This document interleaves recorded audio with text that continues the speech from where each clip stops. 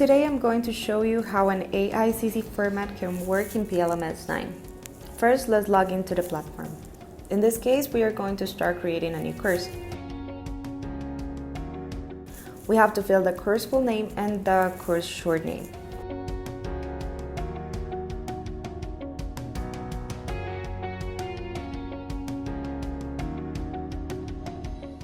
To upload the AICC course, we have to change the course format for the one called single activity format. Even when we are going to upload an AICC course, on the type of activity, we are going to use the SCORM package.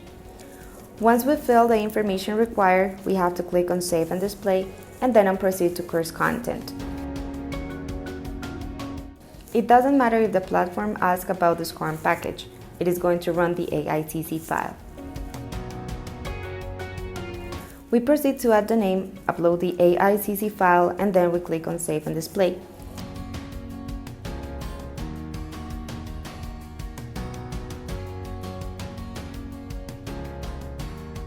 The platform directs us to the AICC activity or landing page where we are going to have the information we filled before.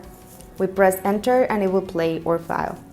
So this is how the AICC files are compatible and could be run in our system.